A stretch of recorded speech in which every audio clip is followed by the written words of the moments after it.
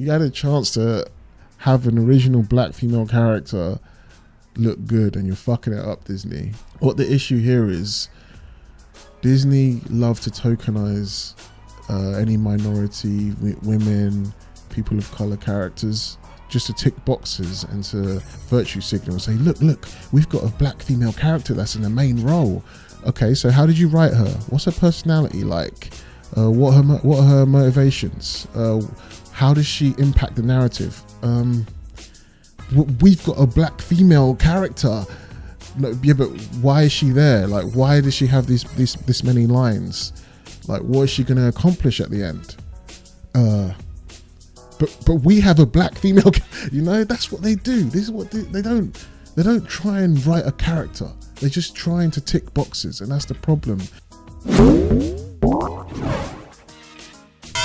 Yo, what's going on YouTube? 0088 here, and today we're going to talk about this new Star Wars show, Obi Wan Kenobi. You know, I've been looking forward to this show. I thought this was going to be one of Disney's bangers, but so far, after watching 4 episodes, it's been disappointing. And it's not even like a grifter anti-SJW thing, because a lot of normies are pissed with this as well. Like, I've been watching Star Wars Theory's live reactions, and he looks like he's struggling not to flipping break everything in his room. Like, he's just trying to keep calm and composed and trying to see he always tries to see the best in everything, Star Wars Theory, and even he's pissed.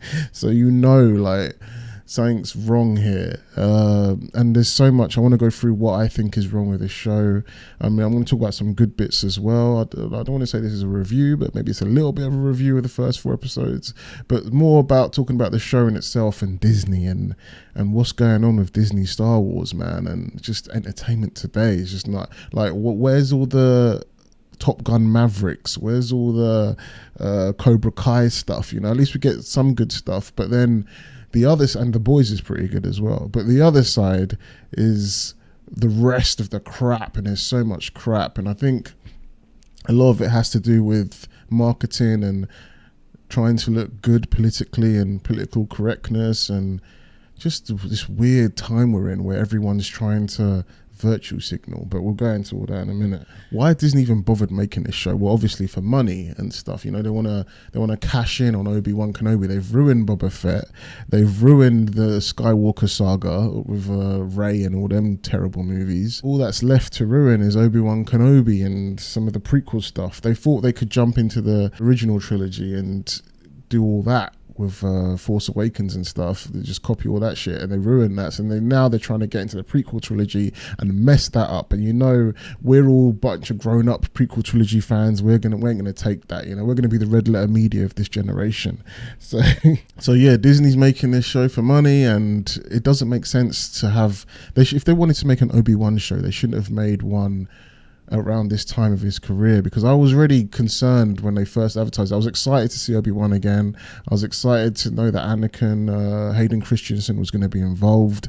But what pissed me off more than anything is the fact that they have to fight. And you know that famous scene in A New Hope where Darth Vader says, "When I left you, I was but the learner. Now I am the master." Blah, blah, blah. You know, he says that, and we know he's referencing the Mustafa fight. We know he's referencing when he got burnt alive in hot scalding lava. We know that's what he's referencing. He's not referencing some lame fight that they're going to have in, I don't know, episode 6 or something, or episode 5. He's referencing that epic fight, and I knew that was going to happen even before the show started. I knew they were going to take that away. So then now he's going to be referencing some random fight. Like, hopefully he's not referencing that shitty fight where he won, which doesn't even make any sense to the dialogue. But I don't think that's going to happen, especially now that they've greenlit a season 2. Like, they should change the dialogue. They should redo episode 4 and have Vader say, "Last time I left you, we had about 10,000-15,000 battles, and you know, like, and I whipped your ass, you whipped my ass a couple times, but now this is going to be the final one. Do you reckon we should just end like our rivalry? We've had about 20 fights.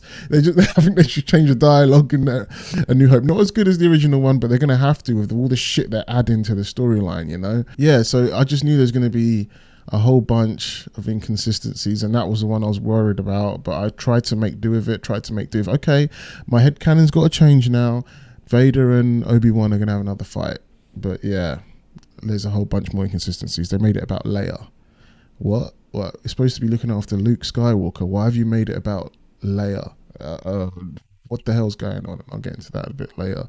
Then they have all this Inquisitor stuff with the third sister, and for some reason she knows Anakin's identity when it's like a big thing in Star Wars that people were even speculating and debating whether Grand Moff Tarkin even knew Anakin's identity. And then this random third sister Inquisitor knows Anakin is Darth Vader, and it makes you just feel like everyone knows. And apparently there's been this article going around that the writer of this show doesn't really know much about the lore of Star Wars, and he kept having to call Pablo Hidalgo, who's apparently the lore master of Star Wars and Disney. He kept having to call him and find out, is this right? Can I do this? Can I do that? I don't know, because apparently my guy didn't even know that Anakin was Darth Vader or something like that. Look it up. Apparently he didn't know who Darth Vader was. Like, everyone and their mother knows who Darth Vader is, so why the hell did you hire this guy to write this script? No wonder there's so much inconsistency that don't make sense. Like with Princess Leia, she says, "Help me, Obi Wan Kenobi, you're my only hope," you know, but she makes it very clear in the original Star Wars film. She knows Obi-Wan from words of her father that Bail Organa and Obi-Wan used to fight side by side or fight together during the prequel trilogy, which has been relatively intact until now, where they've made Obi-Wan Kenobi meet Leia. And I thought, okay, they're going to calm it down by making Leia just know him as Ben Kenobi, because in the original trilogy, Luke saves Leia, and then Luke's like, "Oh, Ben Kenobi's here," and then Leia's all like, "Ben Kenobi," like almost like she knows who he is. But then it still doesn't make that much sense, because how does Leia know an Obi-Wan Kenobi and a Ben Kenobi, and they're just two different people? I mean, Kenobi, like you'd be a little bit suspicious, like, who's this? Why has this guy got the same last name as this Obi-Wan Kenobi? And they're both really important figures. This Obi-Wan Kenobi my dad used to fight with has the same last name as this Ben Kenobi that saved me from all these weird evil empire people when I was a kid. I wonder if they're the same person. So even if Leia never knew that Ben's real name was Obi-Wan, it would still just raise a few questions. I know it's nitpicky, but it's just like, come on, man.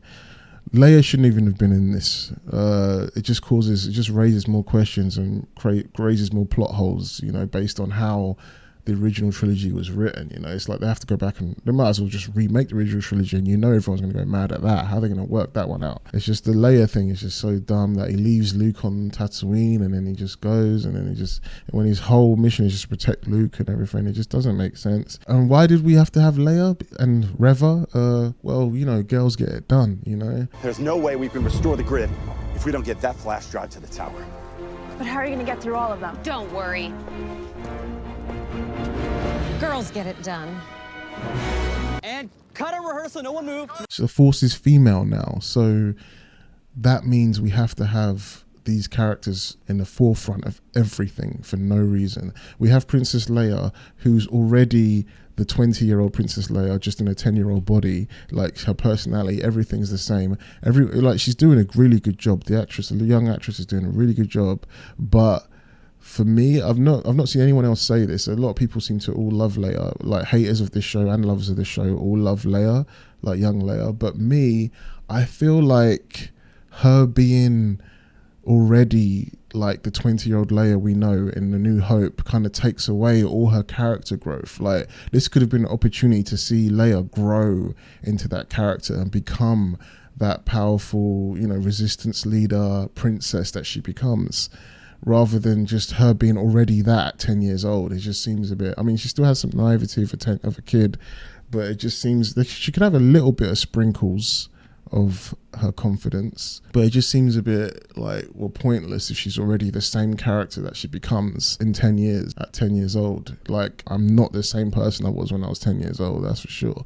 Like, and a lot of people I know aren't the same people they were. Everyone changes over time. So it's weird that Leia's just the same all the way through. It would have been nice to see maybe she was insecure about some things, or she wasn't that confident and she gains that confidence from something that happens to her, or maybe she watches Obi-Wan. Oh, you can't have males as an inspiration anymore in narratives. Or anyway, she could have been watching Obi-Wan, and something Obi-Wan does just inspires her to be stronger. And there could have been so much writing potential, narrative, character growth potential there, but you know, she's got to be already the badass Leia we know. So the show just has a lot of subpar acting for me, apart from Ewan McGregor, who's doing a decent job as Obi-Wan as usual. I don't want to diss my boy Han, like he seems a bit corny sometimes, but I love my boy Han that plays I think he plays the fifth brother or something like that. He's a great actor in Fast and Furious, especially Tokyo Drift. He killed it in that, but in this he just seems a bit corny and like hammy. And I'm going to talk about Reva in a minute. There's a lot wrong with Reva, and the acting just from everyone apart from Owen Lars. There's that one scene with Owen Lars and Obi Wan Kenobi that's just badass. Owen, he needs to see that there's a whole galaxy out there. I'm asking this is a great scene. Leave us alone, Ben. I mean it. Is he okay? You don't care if he's okay. You care if he's showing. It's my responsibility, Owen. Well, I'm his uncle. We talked about this. When the time comes, he must be trained. Like you trained his father? Ooh. See, that is an epic scene. And then I don't feel like there's been a scene that powerful again in the show, you know? Like that felt like a scene you'd see in a movie. The rest of it feels like, dare I say, almost CW level, you know? The only really good things about this show is it's got some good action here and there. Cool to see some cool effects, but here and there, I said, like most of the action sucks. Like when she was jumping off the buildings looked pretty cool, but when she was like in episode 4, when she was deflecting the lasers or something from the ship or something like that, and she just looked so slow and sluggish, like she hasn't had any training, or they probably should have just got a stunt double that could look more convincing. Like the actress wasn't hitting it there. Why are you running? Why are you running? Yeah? You owe me money. You have to give me back my money. Which money? I owe you which money? But when she was jumping across the buildings, that looked good. But yeah, apart from that, you know, everyone said the same thing. I'm not going to repeat it, with the whole, you know, the bad guys chasing Leia and it looks like something you'd see in a cartoon or something stupid or some child's program where they're clearly not using their full pace. And of course, the stupid scene in episode 4 when I couldn't believe it when I saw it, when Obi-Wan had Leia hidden in a giant coat. First of all, where'd they even get that coat from? Did I miss it or something? And how is no one else is wearing that coat? Like, how are they just walking through some kind of like undersea fake Death Star thing, and there's the Empires everywhere, and they're just like stormtroopers everywhere. Darth Vader's in the back somewhere, gonna catch up to you, and you're just walking around in a coat. You're the only one with a full beard. You're like, you can see you got some big fucking tumor sitting on the side of you, and you're just walking casually. I couldn't believe it. I was like, who wrote this? Who wrote this? Why is this happening? And why are you even saving Leia again? We didn't get to see no flashback of Anakin Skywalker. You're not using Hayden Christensen. I'm sure maybe in episode 5 we'll get that, but the Bafta tank seemed like the best place you could do it, but I don't know. Anyway, and now let's talk about Reva. Like, first of all, let me just say, we've had this issue in the prequel trilogy with is it Jake Lloyd, who played young Anakin, even Hayden Christensen, and Ahmed Best, who played Jar Jar Binks. Like, they got so much hate. It's not good. It's not nice. Just because you hate something doesn't mean you got to give the actors hate. There's some stupid people out there, and it's not just that. Even with stuff that's really good, like the guy that played Joffrey Baratheon in Game of Thrones, he got harassed and pestered on the streets because he played evil so good that people just felt like he was evil in real life. So he got harassed. It's like, people are so fucking stupid. So whether you hate a show or love a show, it's never a good idea to harass the actors involved or ever racially harass them or whatnot. To me, it's all the same. Like, if you're racially harassing someone or harassing someone, you're a dickhead, you know? So that doesn't absolve you from criticism if you're not a good actress or if you're not the right person for the role. And personally, the moment I saw Reva, even in the trailers and stuff, I just knew she wasn't going to be a good character. Not because she was black, not because she was a woman, because the second sister in the fucking video game is a badass. I think she's black and a woman as well, and she's playing basically the same role. Look how much of a beast she is. Look how she speaks. This is from the game Fallen Order, which I will be live streaming, so check me out in a bit. I haven't completed it yet though, but what I've seen is good. Just the way she speaks, the slow, methodical, you know, Like Reva doesn't speak like that. Reva sounds like a bratty teenage girl or something like that. That's like not having her way in high school. And this is a black female character playing basically the same role. So don't even try and say, oh, it's because she's black and a woman. For everyone present shall face summary execution. Now, she just sounds like she's been doing this and she just knows what she's doing. She doesn't sound like a bratty teenager that's trying to up the ranks when she doesn't deserve it. That's what Reva... And then the Inquisitors all respect her. They don't all hate her like they do in the Obi Wan show. So them hating her kind of makes you hate her. It's weird. Like I don't want her to be Rave. I don't want her to be like a Mary Sue. Like everybody just loves her and everyone is scared of her or something. But the fact, coupled with the fact that she seems intimidating, the second sister in this game, and everyone respects her, makes it work completely. Like you have to make, obviously she has to be convincing. And when she fights Cal in this, I recognize that stance. Perhaps you had some training after all. she's legitimately scary here, fam. And probably because you don't see her face, it helps, because it's just like Darth Vader. You don't see his face, he's scary.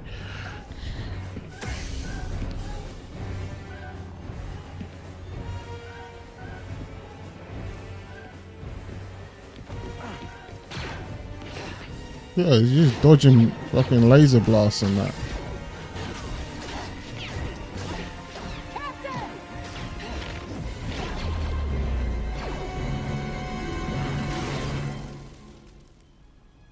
And you think, damn man, she's eager to kill you, fam. And look, she's fucking at this. But yeah, you get the picture, man.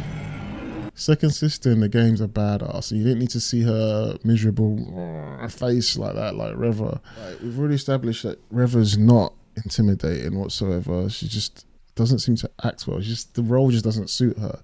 Like, if you're gonna have a character play a main villain, make sure it's written for an actress that can perform that role of the kind of role you want to be, because there's so many different versions of it. You can have a femme fatale. Moses Ingram, she seems quite like a feminine girl and she's trying to play masculine and it doesn't seem to work from what I can see. Like maybe you should have made Reva a more femme fatale kind of character. She doesn't, but I know the Empire doesn't really, I don't think the Empire doesn't really have those kind of characters, but it could be interesting to see a female villain that doesn't need to be referred to as sir. I don't know. Now, why is this happening? Why do we have Reva in the first place? And why is the story so focused on her? Reva might not have been so bad if she had a bit lesser screen time. Like, she has so much screen time. It's like everybody's been, all the people, so-called grifters, anti-SJWs, right-wing YouTubers have been hinting, like, all through the trailers that this Reva character is going to be like bait and switch of Obi Wan Kenobi. And Obi Wan Kenobi, even though he's going to have a lot of scenes, you're going to have a lot of Reva scenes of this character we don't care about, and they're going to be forced down our throats. And I thought, oh, they're probably exaggerating, as these, you know, right-wing grifters do. But no, Reva is fully being shoved down our throats, and I couldn't believe it. I was like, oh my god, like, you had a chance to have an original black female character look good and you're fucking it up, Disney, because you can't write people other than white males. And even then you're starting to fuck them up too, because what the issue here is, Disney love to tokenize any minority, women, people of color characters, just to tick boxes and to virtue signal and say, look, we've got a black female character that's in the main role. Okay, so how did you write her? What's her personality like? What are her motivations? How does she impact the narrative? We've got a black female character. No, yeah, but why is she there? Like, why does she have this many lines? Like, what is she going to accomplish at the end?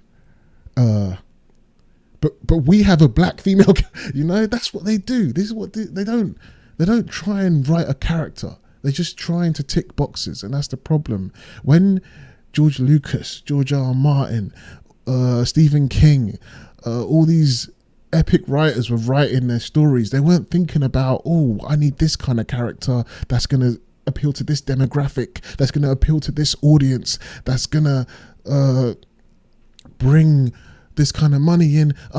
No, they're just trying to write a fucking story, and the character is there for the story, you know.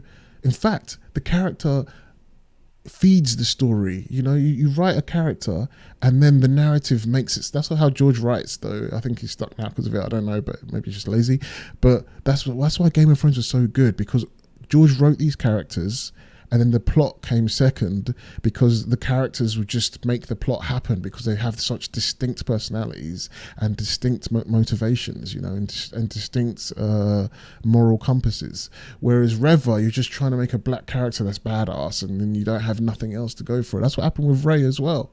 One of the other major problems with Reva is that she's really angry, irritating and annoying, and we don't know why she's like this, you know. Like when Anakin was annoying, irritating and whiny, we knew why he was like this, because we know he eventually becomes Darth Vader. We knew he wanted to save Padme. We knew he was hurt from his mum. We knew he hated sand. But Reva, we don't know anything about why she's so pissed off. It's a mystery, but it's not a fun mystery because she's just irritating. Like, we could at least relate to her annoyances and her disobedient nature. We could at least relate to it if we knew what the fuck her motivations were, but we don't. And I think that's not how you play this. Like, there are some times where in a writing sense, in a narrative sense, that you hide a character's motivations, not in the sense when she's going to be really irritating and annoying and you don't know why she is, you know. It's almost like they're too scared to give a black character any interesting traits. And now there's a chance that Reva apparently is going to be turning into a good guy, or she's going to somehow be redeemed, even though I could have sworn she was murdering people in cold blood in the first episode, like, and she's torturing or trying to torture a 10-year-old kid, and all of a sudden you're going to be a good guy. The only way she can be redeemed is a Darth Vader way, where she gets killed immediately after, you know. I was looking forward to this. Like, it's getting to the point where this show, it's just not going to be canon to me. Like, I'll just write it off, just like I've done with the sequel trilogy. The sequel trilogy literally is not canon to me. If I was to download and play that Lego Star Wars Skywalker saga game that just come out, it looks pretty good, I will literally stop at episode 6, and that'll be it. I ain't doing 7, 8 and 9. Why? I don't need to. I'll stop at episode 6. And now this Obi Wan show is feeling like it's just not what has actually happened to me. It just feels like it's not canon. The only thing of Disney Star Wars that feels canon is probably Rogue One. That's probably it. Rogue One is, like, I don't mind that being canon. Han Solo, not canon. Maybe Mandalorian and the Luke Skywalker scenes and Ahsoka. Those are good. But apart from that, everything is just not canon to me, like, at the moment. Because this show just, unless they do something amazing, like, it's just inconsistencies, plot holes, breaking canon ridiculously, and just annoying characters. And they're ruining Obi-Wan. He doesn't feel the same. But it's even the fact that Obi-Wan hasn't spoke to Qui-Gon yet. It feels like he was going to speak to him maybe like a year later or something, but not 10 years. He hasn't even spoken to Qui-Gon. What's Yoda been teaching him? Well, I don't even know. Anyway, and the one last thing about the whole, you know, bolstering Moses Ingram because she's a black character and a black character needs to be protected, all this nonsense. When you got Mace Windu, you've got fucking Billy D. Williams as Lando, you got young Lando played by Donald Glover, you got John Boyega. He got a bit of harassment at the start apparently, but I never saw it. But apparently they thought that people were saying it can't be a black stormtrooper, but that was only being said because everybody assumed the stormtroopers were going to be the clones, so it didn't make sense that you had this John Boyega as a stormtrooper. Anyway, and then also the Empire is supposed to be really racist. Like this, that's why there's no aliens that work in the Empire, or you never saw women, but they're changing that now because of diversity quota. But the whole point of the Empire was they're all whites, males, Nazis. That's why they didn't have aliens, they didn't have women, they didn't have black people. That's why people were saying, why the fuck you got a black stormtrooper? Not because they don't like black people being stormtroopers. Anyway, so John Boyega didn't get racism in my opinion either. Everyone loves Mace Windu. Samuel Jackson's Mace Windu. Like, he never had any issues. It's just because they were cast because they were going to be good for the role, and the character was needed for the narrative. It feels like Reva was never needed, and they just wanted to virtue signal, and that's the problem. But anyway, that's my thoughts on Obi Wan Kenobi show and the problems with it and the issues. Let me know what you guys think in the comments below. If you like the video, please give me a like, hit the notification bell for notifications, and I'll see you again. Peace.